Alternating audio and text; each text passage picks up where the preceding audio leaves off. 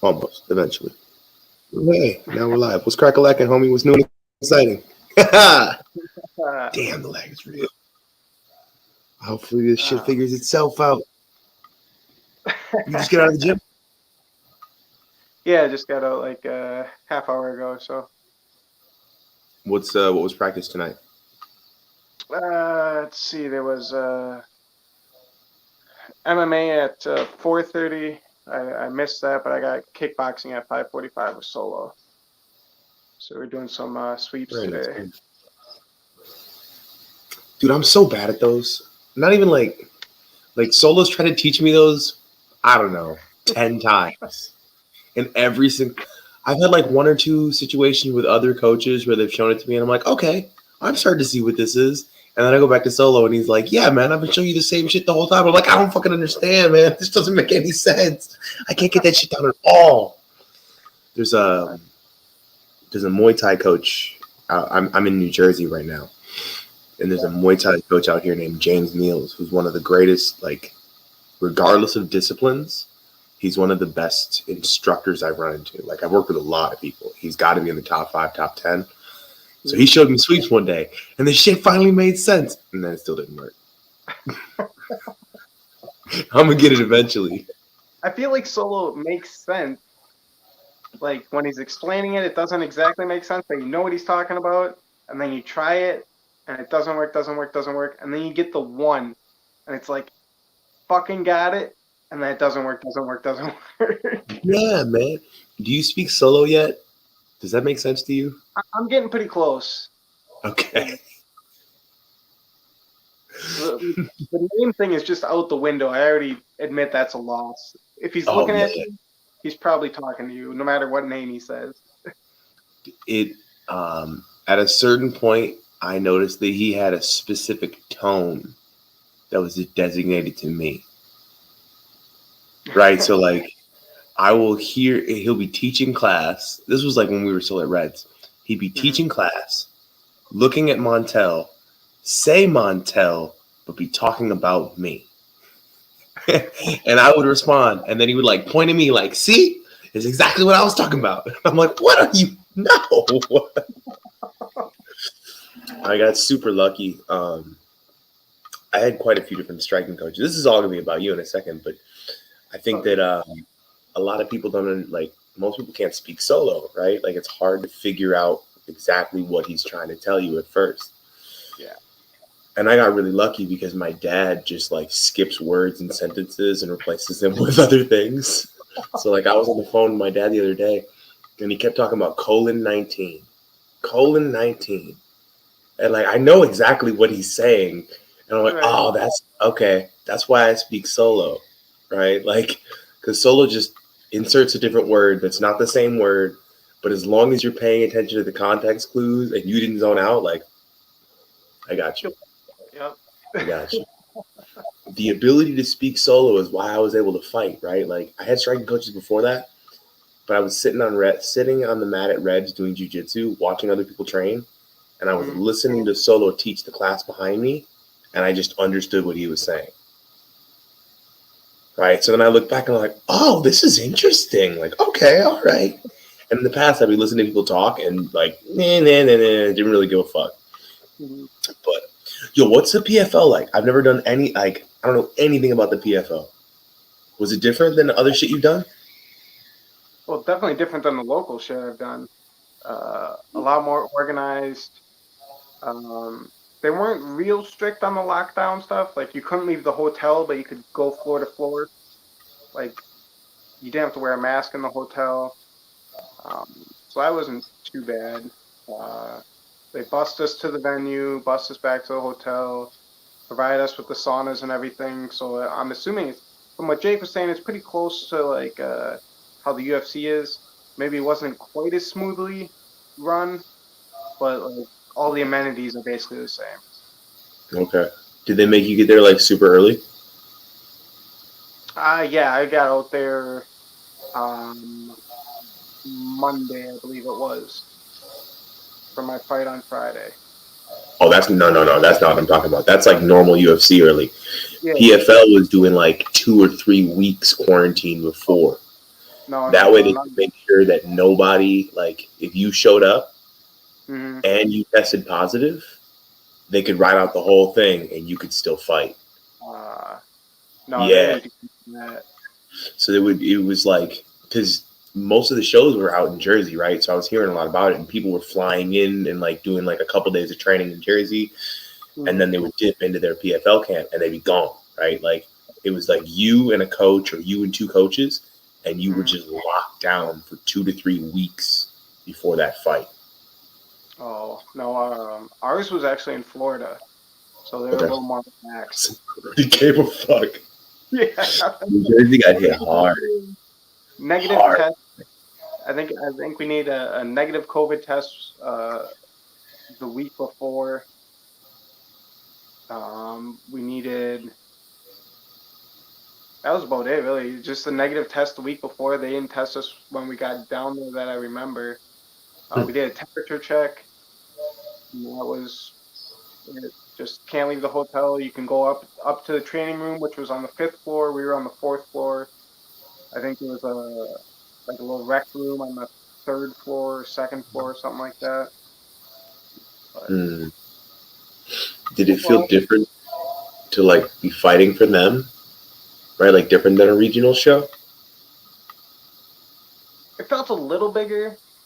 Um, Mainly because like I was the lead off fight for the prelims. Okay. So Were you the first fight of the night? yep, first fight of the Okay. night. Okay. So they got us all there, changed. We had our own little locker rooms. Um, it was supposed to be like I think they were supposed to call us at 5, and we didn't end up getting called till like quarter after 5.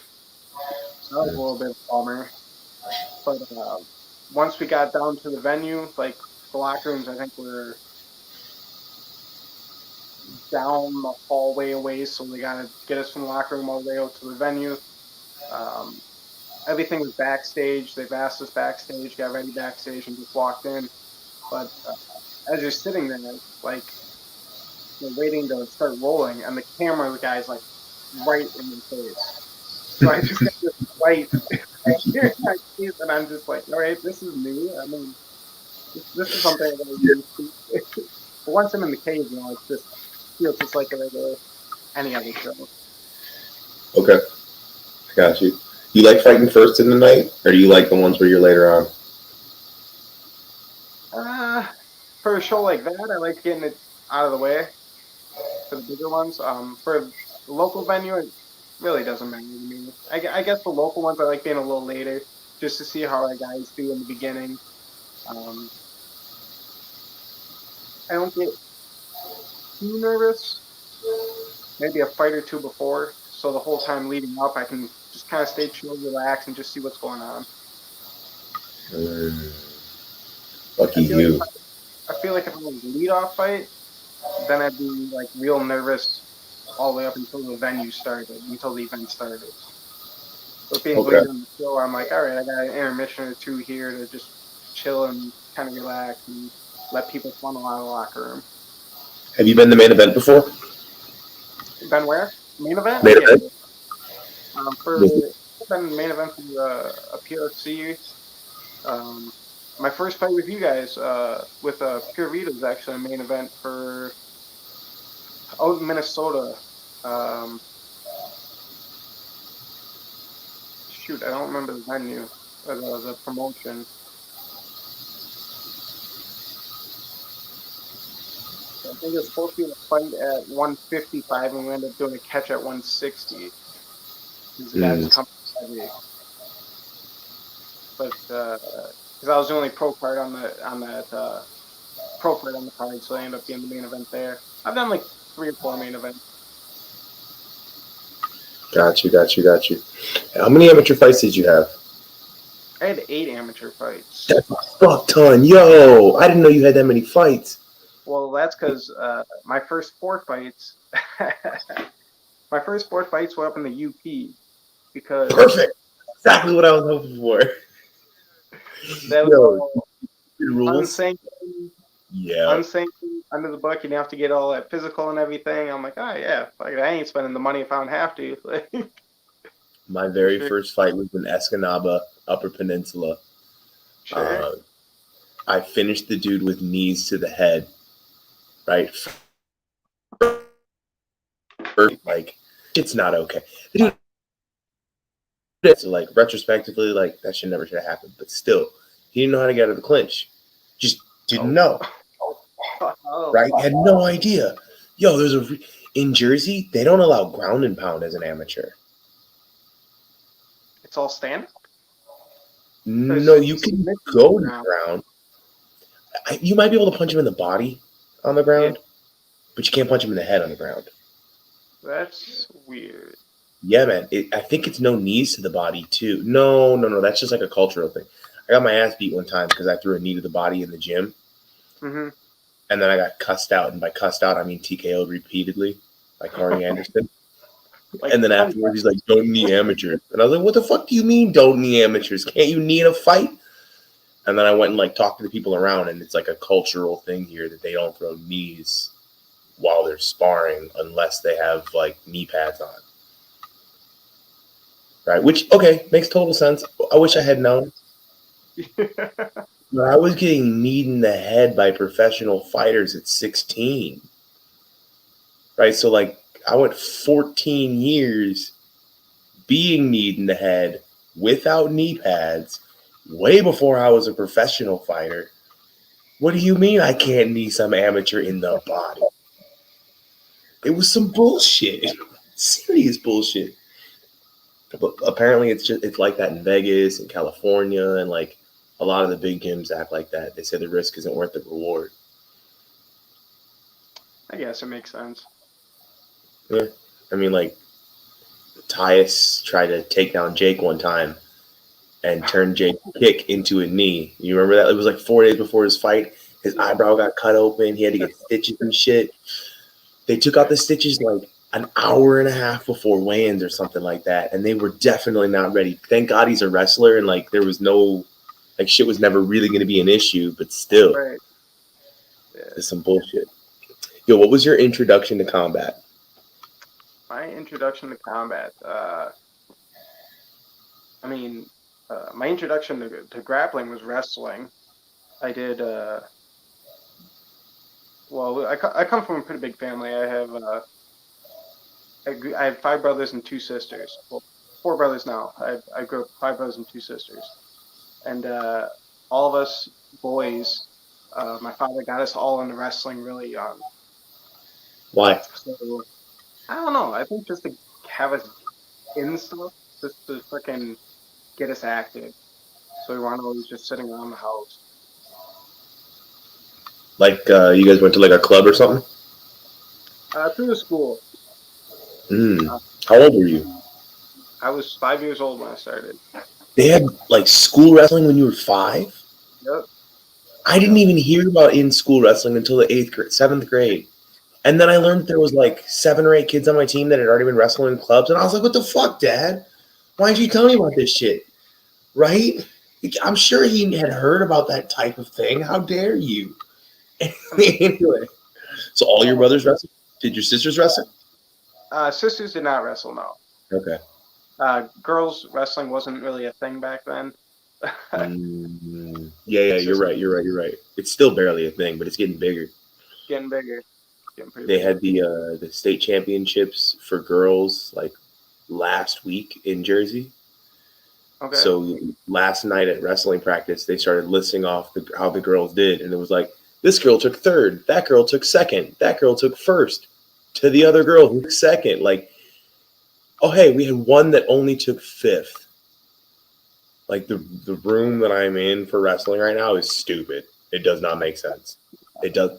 A girl graduated this year who was a 3-time state champion. Like it's fucking nuts. Absolutely nuts. I wish I had started wrestling earlier. She was a 3 time state champ. Had they had it divided already, women's and boys, earlier, or did she win her first 2 like all combined? I have no idea. But if I was her size, she would have fucked me up. Right? Like I only went with her one time. Both of her parents are jiu-jitsu black belts. Hmm. And if I had gone, I'm telling you, if I weighed 100 and whatever the fuck this girl was, the day that I went with her, 100% she would have fucked me up. She's that good at wrestling. That's fucking Like, awesome. I don't know what she would have done to me, but I wouldn't have been able to stop it. When I was in high school, it was all combined. Yeah, when girls and boys were together, and there was only one girl that ever went to state, Alyssa Lampy. I think she got second 2 years in a row. She Oh, never I know got. that name. She was a pretty dominant wrestler back in the day. I forget who she wrestled for, but I actually just saw an article. She became head coach for a women's wrestling late last year, I think. But I have to find the article again. I don't remember which team she's coaching now. But yeah, it was the only woman that freaking I ever remember wrestling in Wisconsin that was real good at the time. Yeah, there's always like one or two. So I was a heavyweight, and I never ended up wrestling a girl, but a kid that was also a heavyweight wrestled a heavyweight girl, and like you can't, but you have to, but you. It's weird. It was real weird for him. There was always like one girl on the team or something like that, but I'm glad that it's like becoming a real thing. Like they just need to allow folk style now because all they do is compete in freestyle, which is stupid. Really? Hmm. To my knowledge, and it may be different in high school, but at least like definitely Yeah. collegiate. Collegiately is only freestyle, right? So like my brother wrestles at Iowa, Hmm. um, and in the same room you'll have like, and it's because there's like clubs and whatnot now, but all the girls are only doing freestyle, and all the guys are doing folk style. And then you got a couple guys who are like on the senior national team and that kind of stuff, and like or Olympic qualifiers and that shit, and they're mentally practicing for freestyle, even though they're doing it with folk style people. But that kind of division, like I don't know, and freestyle doesn't translate into combat, so fuck that. Like, there's a I mean, reason. freestyle kind of does. Greco doesn't really. Greco kind of does.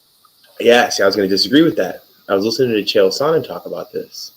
The most Greco guys are less athletic than most freestyle guys, right? Like usually the Yeah. guys who went into Greco were the guys who weren't going to quite make it in freestyle. Hmm. But a lot of the best wrestlers in MMA, at least earlier, it's a little bit different now, were Yeah. Greco guys. And his theory on that is because the posture is different. Yep. They Like, they yeah. compete out of much more similarly to a striking stance. So it was easier for them to make those kind of adaptations. That makes, yeah, I could definitely But see then, that. Freestyle, folk style, you're more leaning forward, kind of head over knee. Greco, you're mhm, more forward, your chin's back a little more. That makes sense.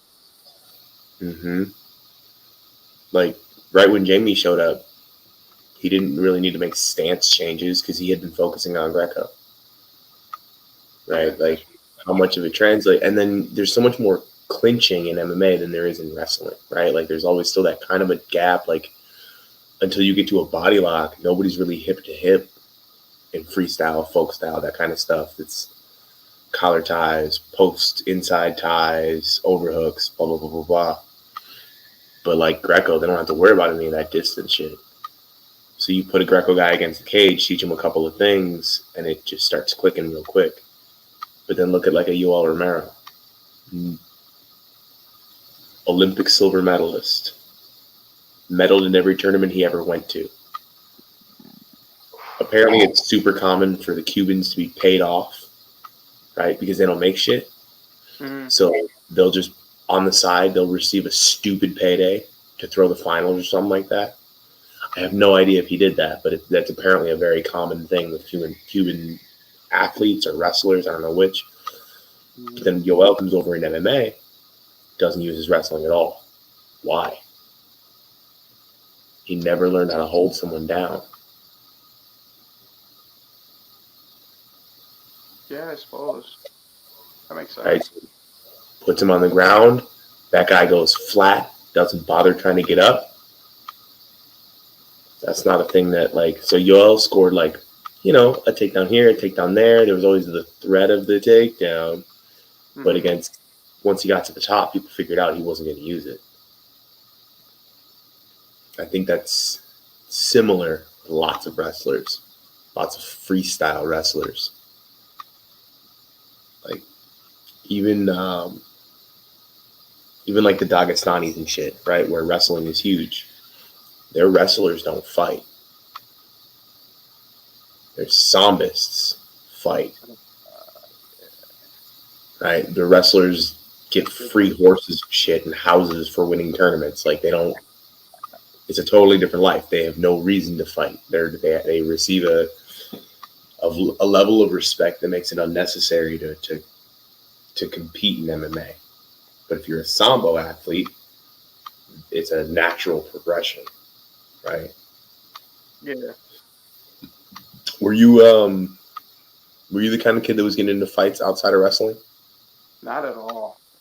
I got in no fights. I was fucking goody two shoes, A's and B's. Like, Hmm. didn't really go to parties. Didn't get in any fights. Didn't cause any trouble. Uh, all through high school, never really did much of anything. Um, Nothing. What about when you were like a little kid? When kid pushed you for your lunch money, popped him in the nose. no, the only people I fought with were my brothers. I, you know, and there was enough Hmm. of that. That kept me in line. Are you oldest, youngest, middle? What? I'm second to youngest. I have one younger brother, and everyone else is older than me. So were And you able to hold your own when those fights broke out in your house? yeah, yeah, I hold my own. I mean, I took a licking every now and then, but you hold your own eventually. Zach told me he was 100. He was 0 for 182 against his brother Nick. Right? Because Nick's like 5 years older than him or 4 years older than him, and then he said they stopped fighting right around the age when Zach thinks he might have been able to finally win one, but he never won one. Weird. And then Nick started jiu-jitsu. And he says normally like a white belt, whatever, like he'll let him get some interesting stuff. He'll let him try some stuff. Hey, maybe they catch me. Never once. Never once has Nick been close. He says he's at least 0 for 1,000. Uh, that is excellent. My brothers are all such like dramatically different ages of me that like there was no chance that we were really gonna break out and scrap. I would have just beat the fuck out of him if it ever happened. It was just like my brother's 6 years younger than me, and then the other one's 12 years younger than me, and like there's another one that I just don't even really know. Like that was never an option, right? Are your siblings are closer? Oh, we are bang, bang, bang. Like it was. Let's see, 5, 6. I have a brother. Well, my oldest sister is turning 50 this year, so she's 15 years older than me. And then I had a brother who was a year younger than her. And then I think my mom had a miss or a stillborn like the next year, 2 years after that. Then there's a big gap. And I have a brother who is 6 years older than me, 5 years older than me. My sister's 3 years older than me. A brother year and a half older than me, and then my younger brother is a year and a half under me. So Damn. once they got rolling, it just Yeah. Did you guys have a lot of family around you? Like, are what do your you mean? parents from the area too? Are my parents what? Like, outside of your siblings, did you guys have a lot of family in your area? Not a whole lot. I mean, I have two cousins. My dad's sister is still in the area. She has two daughters. My mom's family is still in the area. My aunts and uncles. But I think I had three aunts and an uncle on that side, and So they did this shit basically on their own. yeah, How in the fuck? Yo, I have two under two, and on a daily basis, I wonder how I haven't shot myself. Oh, it's because I don't have a gun. Like, I Oh, love my children. I don't regret either one of my children. I will never, ever, ever tell someone to have two kids under two. Don't do that shit. Much less 11 kids under five or whatever the that's math works out for your family. a lot. That's Uh, some silly bullshit. my grandparents were kind of in the area too. Like they were able to ditch the kids at the grandparents when they were at work and stuff. Um, Mm. so it wasn't terrible. And then by the time like I came along, my oldest sister and brother were old enough to watch us. So Oh, yeah, yeah, yeah. That actually makes a lot of sense. That makes a lot of sense. Maybe we got to take some time off before we make more kids. uh, How'd you find MMA? so let's see. I went through high school wrestling. Went through college wrestling. I had 2 years after college where I didn't know what I wanted to do. I was working retail at Menards, and then I'd seen MMA was just starting to get big when I was in college. So I graduated 2009.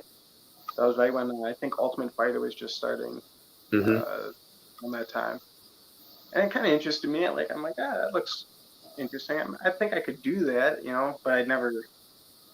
It's not something I was ever gonna like actively pursue in my mind. It's just like, yeah, I think I could do it. If it ever came up, maybe I'd give it a shot. So, a year and a half probably out of college, I started looking around at gyms just to do something, be active. Because I was at the bar every weekend. I was just nothing to do. Go to the bar, have a couple drinks, be nothing. So I was Mm-hmm. like, all right. There was a neutral ground in Grafton, and there was a Highland Fight Systems in Sheboygan that I found. Neutral Where were ground's you going. living? I was living in Sheboygan at the time. Okay. So about a year and a half goes by. I kind of dip into the neutral ground, just check it out. I dip in the Highland, kind of check it out. They had like a first something was free or very cheap, like the first month. I was like, all right, I'll do that. I did the first month, disappeared. Like I'm like, I'll get back to it. I never got back to it. Mm. Never got back to it. About I don't know, 5, 6 months later, my younger brother um, got himself booked in a fight up in the UP because he was looking at that too. Yeah, it's fun and whatever. Try it. I'm like, okay, sure, yeah, okay.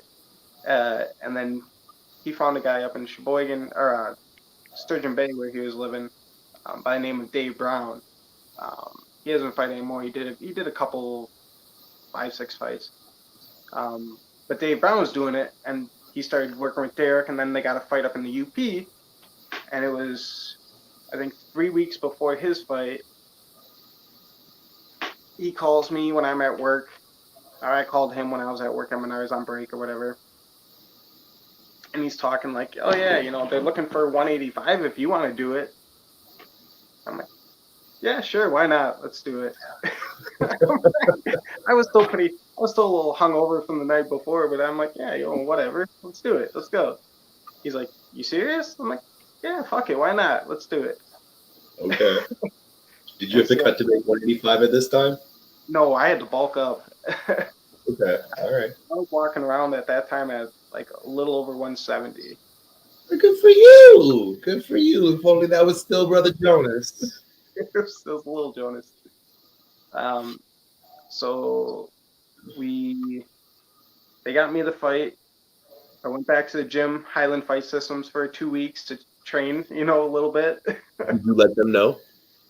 Yeah, I think I'm like, I got a fight coming up or whatever. Um, Mainly all freaking groundwork. I didn't like to stand up. I don't like getting punched at the time. It wasn't a thing. So I do a Mm-hmm. couple kickboxing, maybe like one kickboxing class in the week, and then I do all the jujitsu classes. Uh, so it comes around to fight week. Monday of fight week, I'm still being a dickhead. I'm out at the bar. just fucking off because I'm underweight. I think I'm gonna be a freaking badass. Uh, and some guy was talking. I don't know why, but I just like some guy was talking to somebody and kind of giving a rough time. So I was kind of giving him shit, and then we went outside, kind of got in each other's face or whatever, and he started walking away. And I was being a little prick, and I'm like, yeah, you better walk away, just fucking around. He turns around, comes back, and socks me in the eye. Just a big old fucking sucker punch. All right, I take him down, and then we're kind of wrestling on the ground. My friends pull me off, and we kind of settle down or whatever. Um, but now I'm coming in the fight week, and I got this big fucking black eye. Hold up, So was that your first street fight? yeah, that was my first street fight. Yeah, Your basically. first street fight It was wasn't like an hour and a half before. it, like, Yo, some dude socks you in the bar. If you're not all right, I bounced for a little bit. I've had yeah. one dude hit me on the street outside of me being like a little kid. And like I never got into street fights either, right? So like that's only reason I don't call mine a street fight is because I was a bouncer. It was my job to put myself in that position. But Right? So it's a little different. Like I bounced at that bar. I just wasn't bouncing that night. okay, So I was okay. being a little prick about it, but whatever. And Anyways, I don't call it a street fight because I didn't get a punch off. Like if there would have been an exchanging of punches, all it right. was a hit and run. But That if I mother. just get punched, I'm like, come on, is that really a fight? Okay, I got you. I got you. So then I finally get up to UP. We're a little nervous on the way up because we're like, maybe I'm too light. They ain't gonna let me fight. I might have been under 170. I don't remember. I think I might have been under 170. So we went and we bought some ankle weights on the way up. Strapped the ankle weights on under my jeans.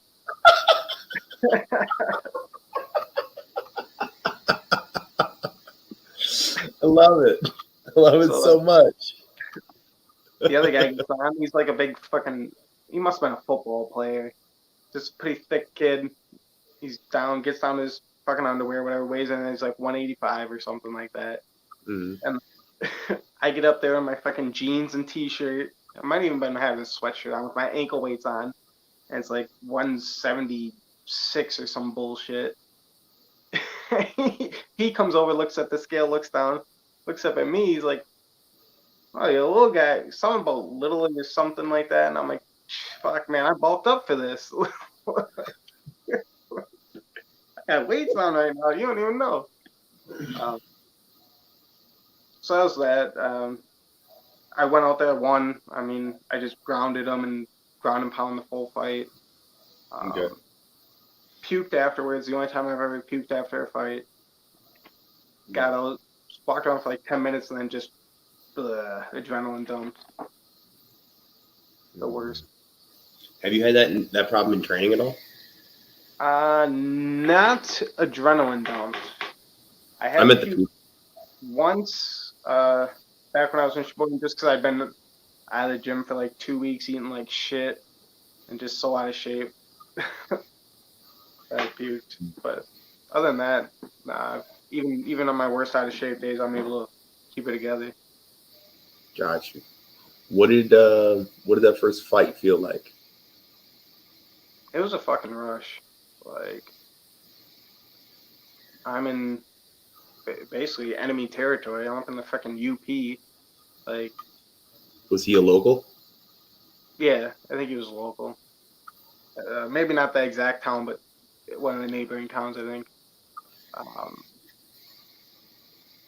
Like I said, it was just take him down, pound on him, take him down, pound on him. Then afterwards, I'm like, all right, I should probably work on the stand-up stuff. He did hit me once or twice, and that did not feel good. Okay.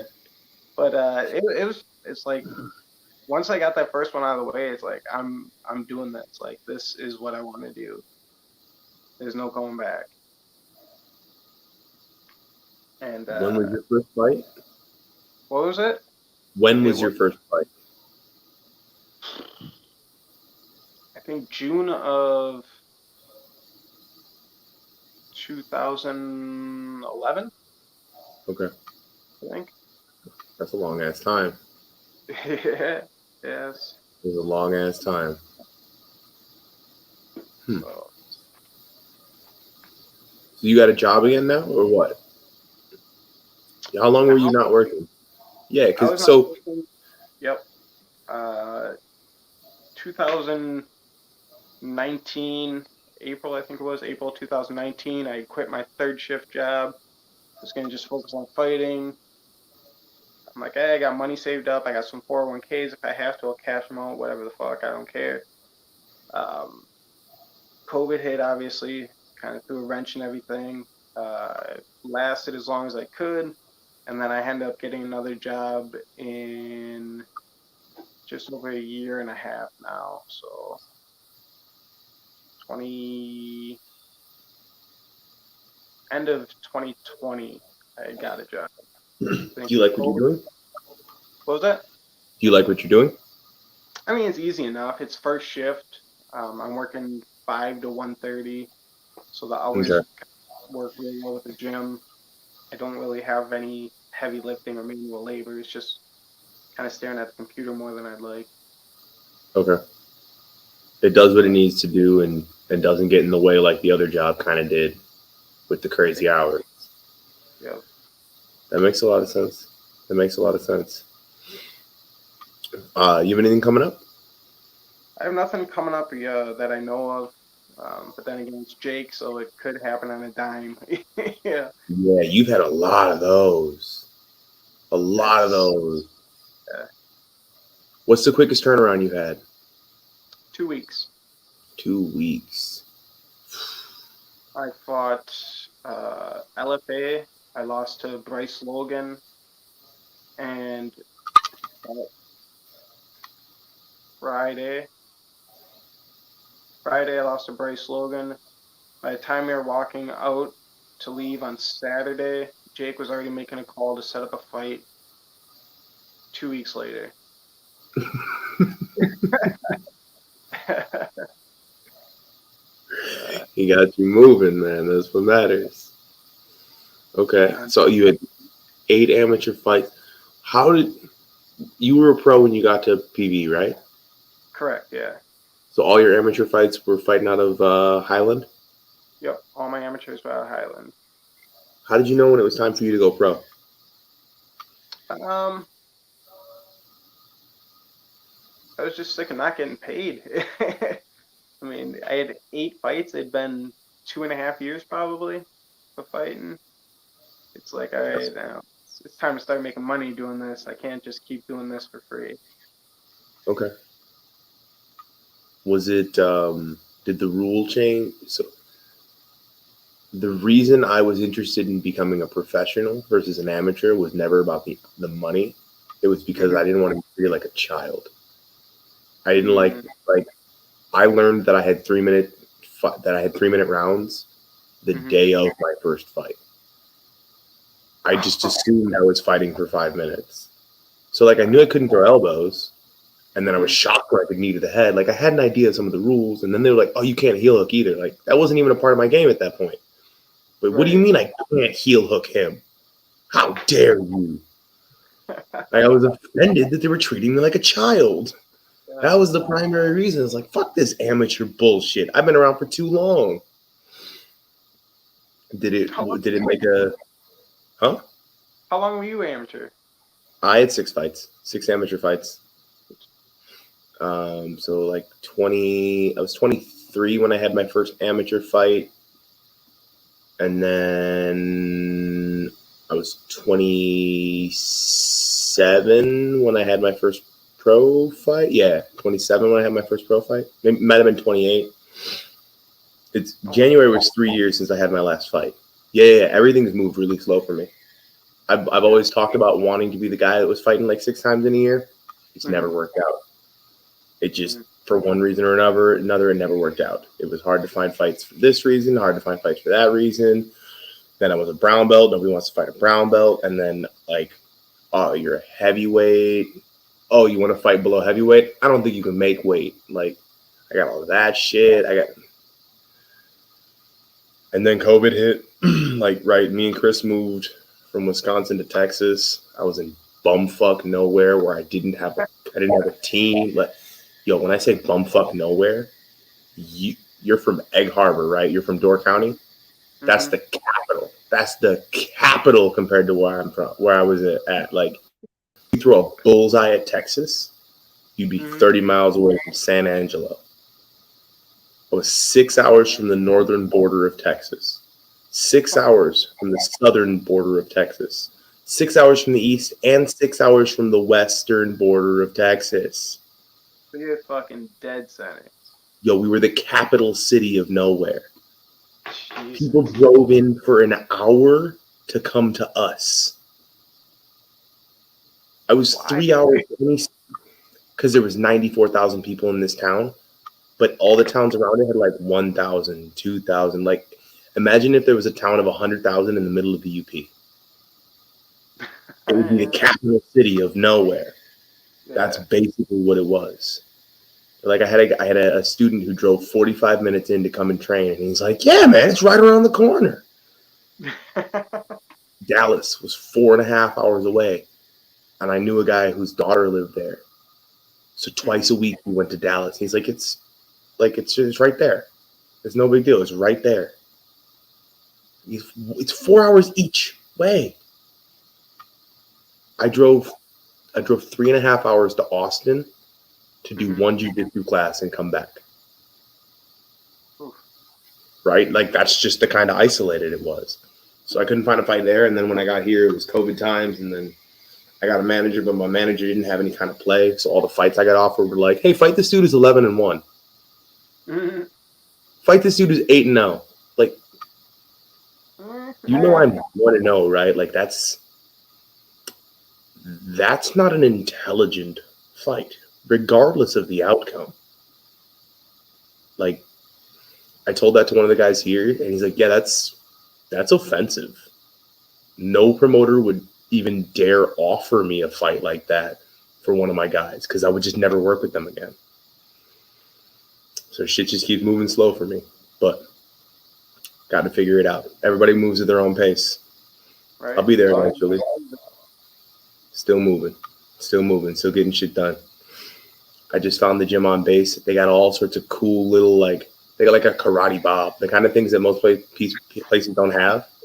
But I've been looking for a bob. I was gonna get a bob for my house. I want to work on my head kicks, right? You get accuracy that way. that's Like, it's like a alright. real target instead of like, "Oh, hey, here's a pad that I'm holding." Like, no. I can see his eye socket. I Mhm. can aim my elbows for his raccoon eyes. Like, that little shit that you're supposed to do. I'm the kind of guy that does that, but I never had the tool to do it. Right? And now just the gym half a mile away from me. It's not even like an MMA gym. This is the weightlifting gym on base that happens to have a bob and this like $2,000 piece. I think it's the Boss Rutan system. I don't know. It's got like 12 different pads, all like pow, pow, pow, pow, pow, pow, pow, all over the place, and then a big ass body thing. Right? Like, it's a $2,000 machine. And they're like, "Yeah, I don't know why we have it. I don't really know what it's for." Hell yeah. It's beautiful. All the things that I want to have in my own house, they've got them, and everything they don't have, I already have it. Half a mile, let's go. Perfect. So That's shit's fucking gonna start moving again. hell yeah. Yeah, I just got to get bodies because driving, it's 45 minutes to the closest MMA gym from me. Like, you can do that sometimes, but Yeah. like, how much time? How nice? Do you still live at the Fighter House? I do. I still live at the fighter house. It's a new fight house, but I still live There's a with new it. Fighter House. Yeah. They sold the old one they bought. They actually have two fighter houses now. Ooh, moving on up in the world, brother Jonas. Are you out the hood yet? Have I what? Are you out the hood? No. I know there No. was constantly like crack dealings and shit like that on your front door and gunfights and all sorts of crazy shit Yeah. when There's you been guys were living on the south side. Are you Yeah. at least Well, closer to the gym? we're on the north side now, but still, someone's already gone through my car once, so that was kind of Mm-hmm. shitty. Mm-hmm. Someone tried to go through Nolan's car, and Nolan's been robbed. It's like, you just gotta be careful, I guess. Hey, good for him for coming down.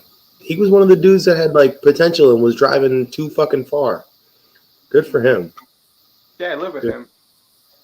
Yeah, hell, that's he came from Highland too, right? Like you're the reason he came down here, aren't you? More or Yep. less. Yeah, more or less. Him, Nick Klein, me. There's a Anthony Kane who I don't think Yep.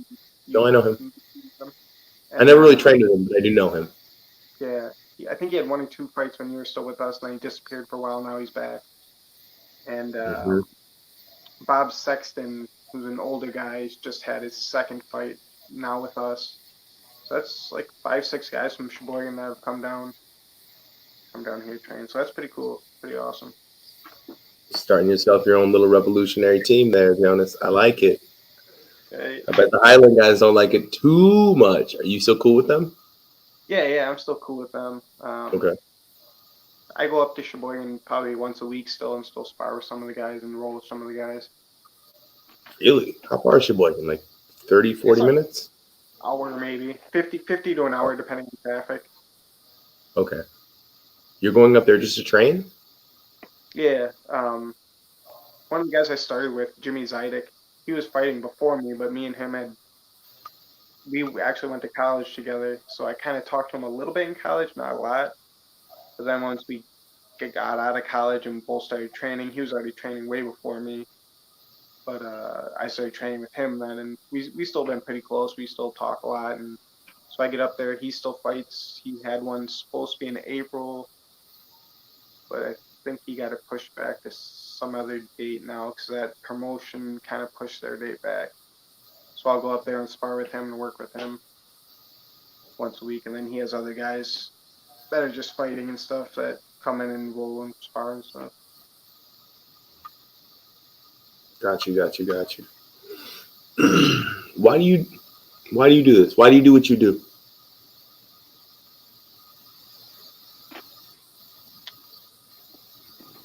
Honestly, it's just to keep me active, keep me doing something, and I fucking love it. Like I said, before I started fighting, like I was going to the bar every weekend, every Friday, every Saturday. I just go to the bar because there's nothing else to do.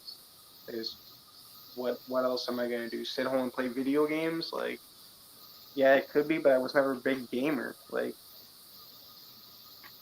I had a little bit of Call of Duty I got into, a little bit of God of War, but to me, it's just more fun to go out and have a couple drinks at the bar and socialize with people and just dick around. So fighting keeps me out of the gym, keeps me fucking mellow, keeps me disciplined. Hmm. But there's so many things. Like you could be running, you could be swimming, you could be playing intramural volleyball. Why are you getting punched in the face? Well, running and swimming are hard. Like, I don't want to do that. Yeah.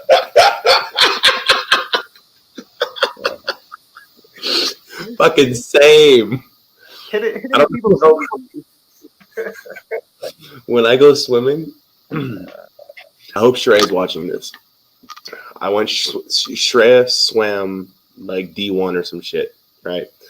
So I used to go swimming all the time, 2 days a week on my own, right? And I'm not the world's greatest swimmer, but I am drown proof, right? Like Okay. I will continue swimming, I will not drown, right? So that was always my plan. Like just continue moving. You have to be here for 45 minutes. You're not allowed to rest. Fuck your lungs. Just don't die. And the whole time was just don't die. Stop. You just don't die. Just don't die. Like that was my whole mindset. And then Shreya came and I watched him take off like a dolphin, there and back and there and back and there and back. And that didn't do shit. That didn't do anything for my competitive drive. Like, oh, this guy actually knows how to swim. It must be super efficient for him. It the whole point of me swimming is to get tired, right? So I don't care about getting good technique. And then Shreya walked backwards next to me in my lane, and he was moving faster than I was.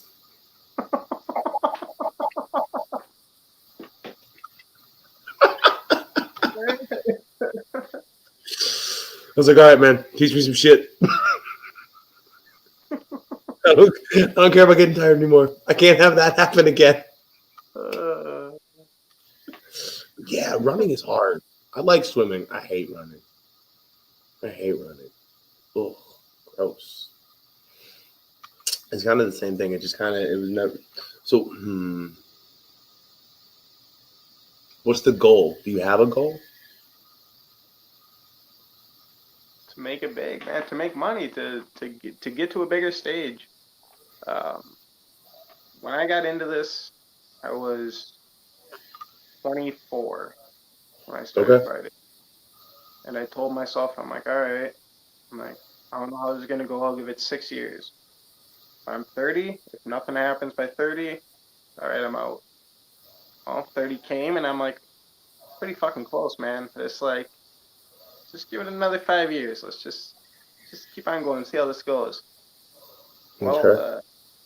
35 is coming up this year, and I'm like, let's just maybe keep it another 5 years. Like Okay. So the you end just love goal. what you do. I mean, I haven't had any major injuries yet. Um, haven't been. I've only been knocked out once, and even that wasn't like a full blown knockout. Just kind of rattled me and lost a little bit of time. Um, I mean, I'm still pretty fucking healthy for my age, so it's like, why not? Why not keep going? Why not keep shooting for the stars, man?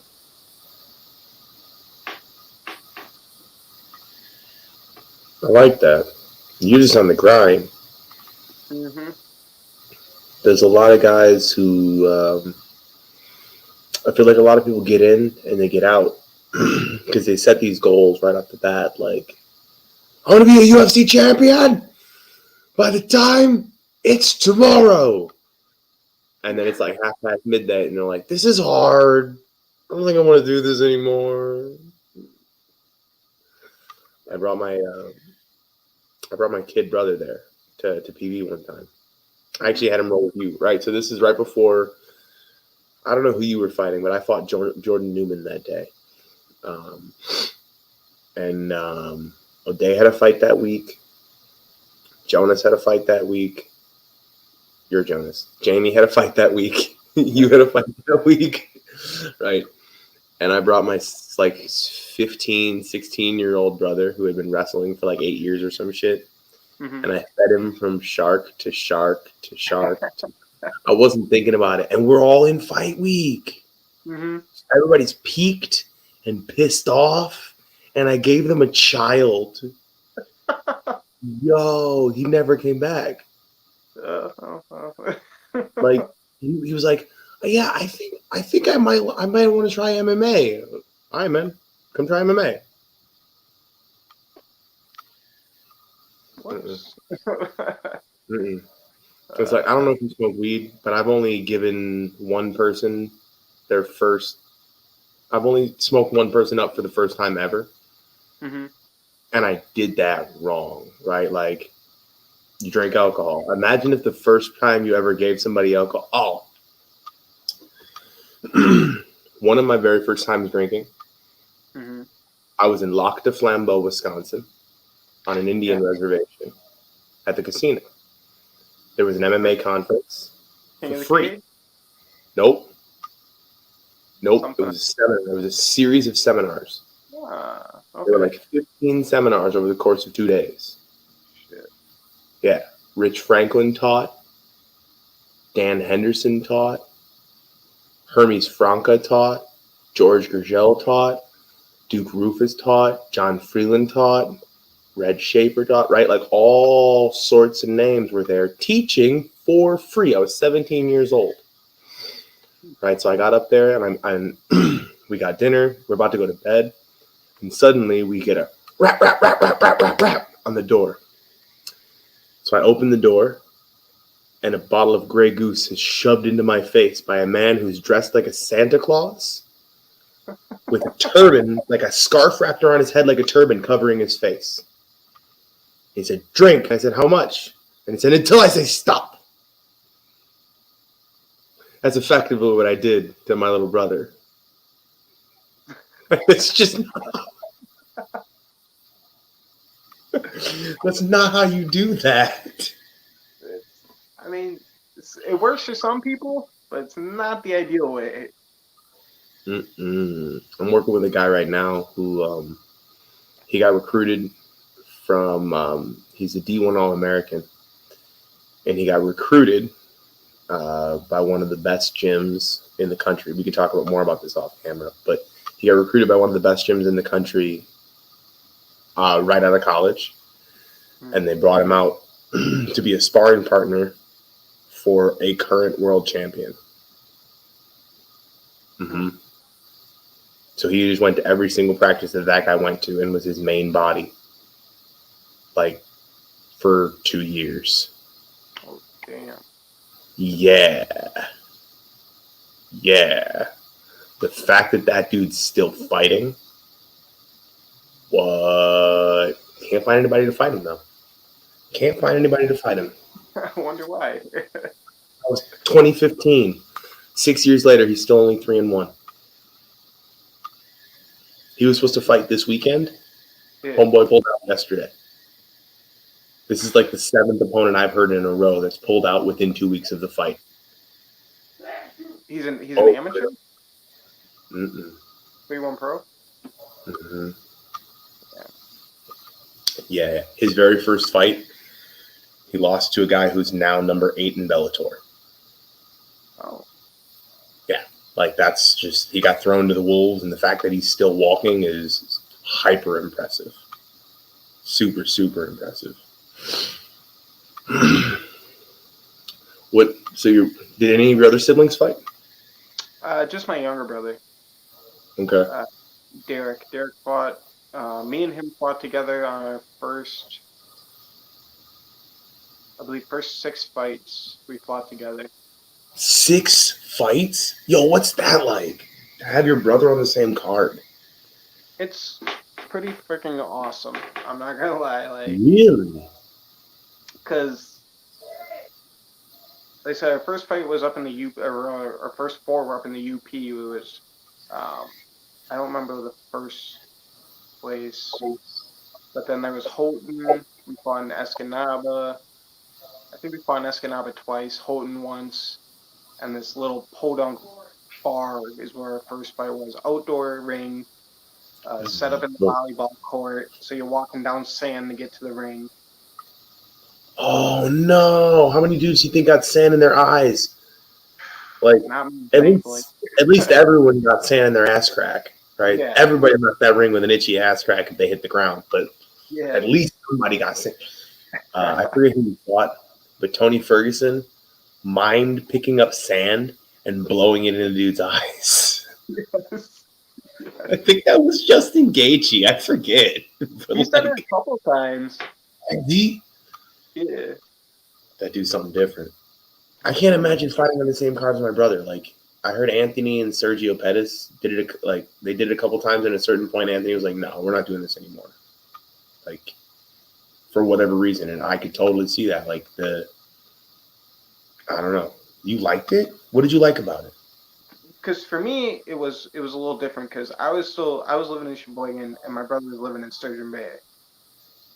So when we fought together, I would drive up to Green Bay. Well, we'd meet in Green Bay at a Taco Bell. There's a specific Taco Bell we'd meet. I'd park my car there and leave it there for the weekend in the back of the parking lot, and we'd carpool in his vehicle up to the fights. Did you have a signature meal that you two got at this Taco Bell? No, we didn't. We never ate at the Taco Bell. What? It was just to meet, park my car, and then continue on our journey. All right. Okay. I will believe you this time. After my first fight, I dropped down to 55. Okay. So then I actually had to start cutting weight. And my brother already fought at 55, and he walked around at probably like 170 as well. Okay. So both of us were just cutting weight and miserable usually on the way up. Oh, okay. I got you. Yeah, that makes sense. We did have a signature, like, post weigh-ins. We'd usually have a cooler full of, like, lunch meat, bread, mayonnaise, and we'd usually have 2 Jack's pizzas, and I bought one of those freaking metal box pizza ovens, and we'd bring that up with us. And then once we got back to the hotel, I plugged in a little pizza oven. We'd eat 2 Jack pizzas at night. What's the biggest mistake you think you made in fighting? Biggest what? Mistake. Mistake?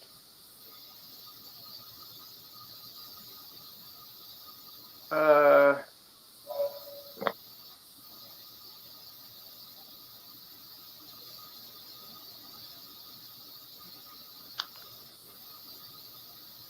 definitely. I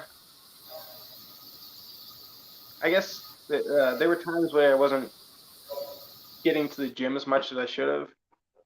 Like when I first came to Milwaukee, I kind of relaxed a little bit and wasn't training quite as hard, uh, but I was still winning and still doing well. So I didn't think about it too much. Then I started going hard again, and then I kind of relaxed a little bit. And then near the end here, I just kind of been going back and forth on fights, and it's like I should be putting in more work, and it's just keeping the mind right. Really, like really hard to drown out the other things outside of the gym sometimes, and just be like, fuck that shit. I need to get to the gym. I need to do this. This is why I'm here. What do you do to keep your mind right? What? What? What do you do to keep your mind right? Try to stay busy. Try to have my shit ready. Like if I know I need to go to I go to the YMCA after work, I'll have my bag packed and in my car. So that way when I'm done with work, I don't have to stop home and then rethink it like, oh, I'm already home. I'm gonna relax and just screw off basically. You don't give So, yourself opportunities to break that discipline. right, basically, and even like in the beginning, I was never real good at meal prepping. Even now, I'm not that great at it, but I'm getting better. I'm learning like, hey, I need to when I got time, I gonna need to make 2 3 days worth of meals. Otherwise, I'm just gonna eat shit. Like that's probably the biggest one for me is my diet has not been where it needed to be. I think that's the hardest for me. That's the hardest part of fighting is the diet, is maintaining a worthy diet. Yeah. So you're not Mr. Box of Donuts anymore for breakfast. I heard you No, were a 12 donut kind of dude. I used to be a donut dude like mad. I love donuts, still love donuts, but You no. know the rest of the country doesn't do donuts like Wisconsin does? What Have do you you done a mean? lot of traveling? Not a whole hell of a lot. No. You can't really find donuts in New Jersey unless you go to the gas station. And they're like good donuts. Hmm. They're like bullshit donuts. Right? Like and then when I was in Texas, like it's a little better in Texas. But even then, like I didn't realize that not everywhere was super into donuts. Wisconsin's into donuts like they're into cheese and beer. Yeah. But it doesn't even like we talk about how into cheese and beer that place is. Yeah. Nobody notices that donuts are an anomaly there too. Hmm. It's weird, yeah, man. That is weird. Being outside the culture for so long, I'm noticing all the weird little things that like you wouldn't that just seem like everyday thing. Like my wife tells me I have a Canadian accent all the time. Fuck her. I'm not Canadian. She grew up 45 minutes south of me. How do I have a Canadian accent and you don't? No, shut up. Get out of my face. And then my mom comes over and basically says, "Yeah, there, hey? Oh, yeah." And I'm like, "Oh, all right, well, maybe. Okay." Damn.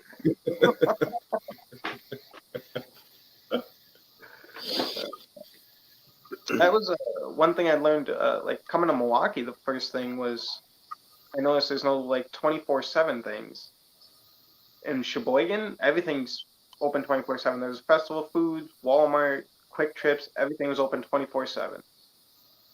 I get down to Milwaukee and it's like 10 o'clock, closed.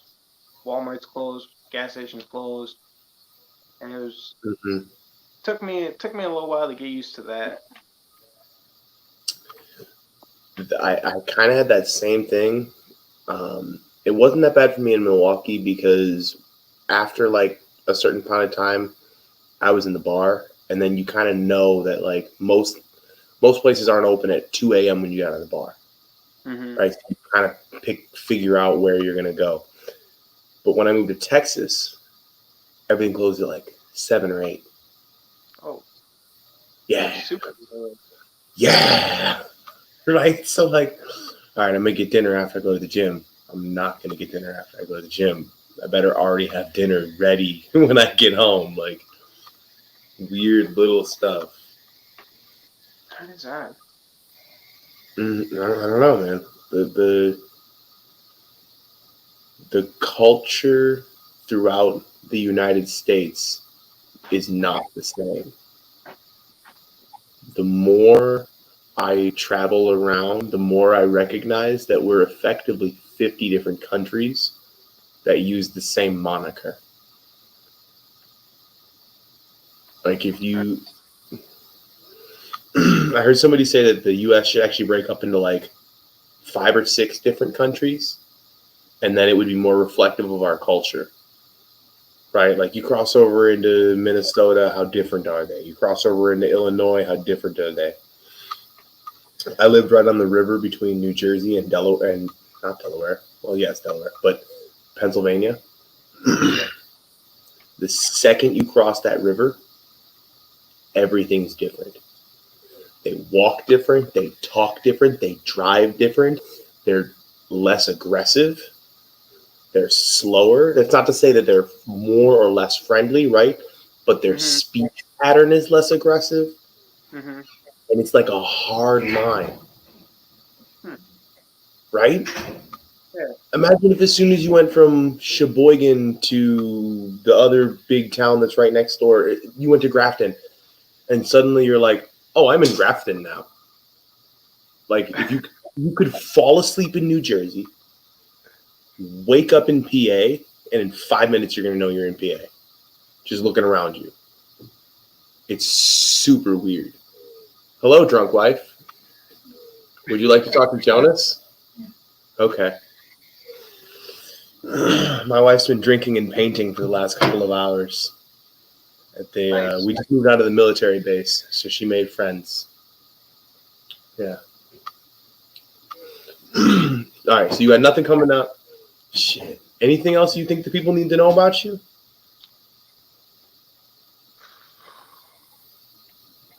I mean, not really. I mean, I'm not going away yet, so just keep your eyes open and be ready for me because I'm gonna keep fighting until I can, and hopefully that's another 5, 6 years. I don't know. I wouldn't mind going out 40, 41, somewhere in there. You say that now, but you thought you were going to stop at 30. You know, Dan Severn was still fighting until he was like 54, 55. Yo, and he was Undefeated. still winning. Yeah. Dan Severn was beating 20-year-olds' asses. Yo, hey, what's the craziest thing that you've ever seen on like a fight card? Right? Like, I'm going to tell you what I mean. My first fight, 3 fights before me, a 50-year-old man had his amateur debut. Okay. He put such an ass whooping on this 20-year-old. All the fighters came out of the locker rooms, stopped warming up, and watched him. Dude was like, I'm exaggerating this part, but like Mr. Olympia shredded for a 50-year-old man. Beat 7 shades of shit out of this kid. When you watch them let them like stare each other down, it was like, oh, what is this old man doing?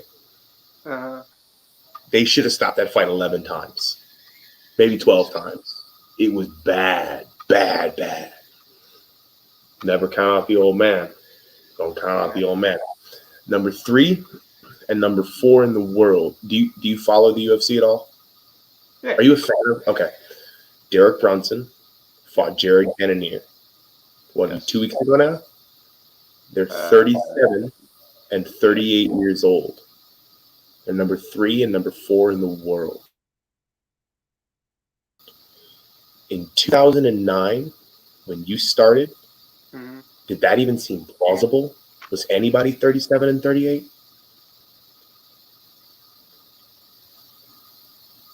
I don't know, man. Maybe Because Hendo? you look back at it though, like Tank Abbott, he wasn't a young guy back then. Were you Uh, watching Tank Abbott? Were you watching back in the Tank Abbott days? like I've seen it. Okay. I didn't watch it live when it happened, but it was like they were showing those clips as I was in college, like the flashbacks as they're doing the Ultimate Fighter kind of stuff.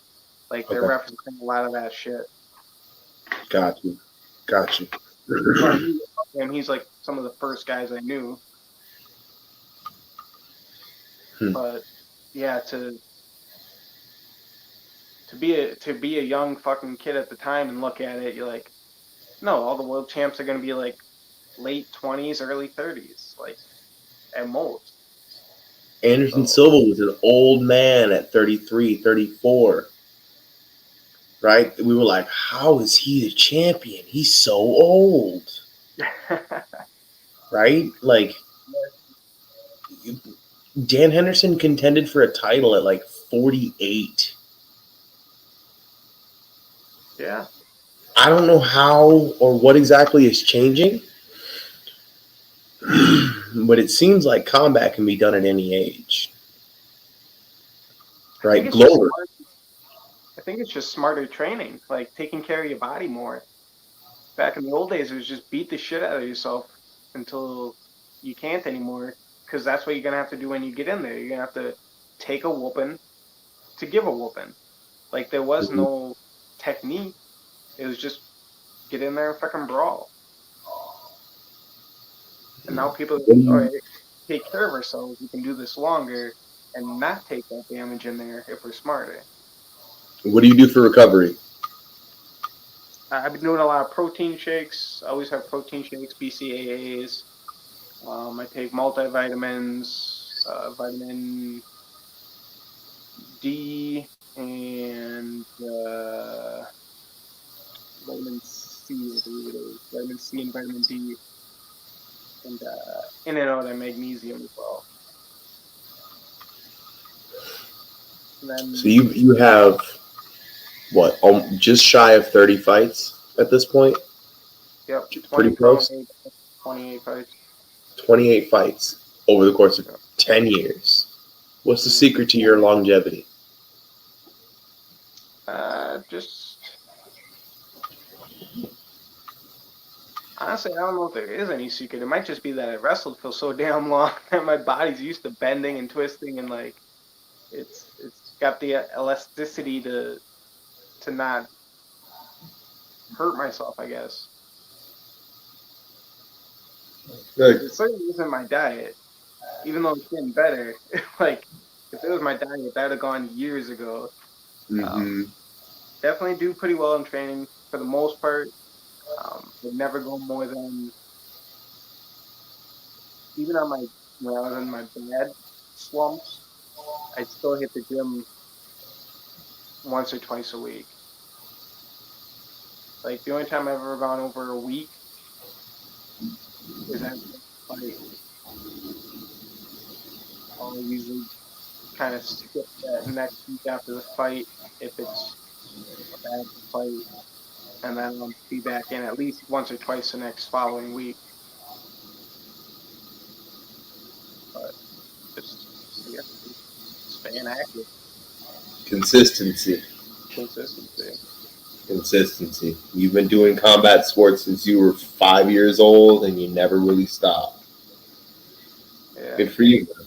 Good for you.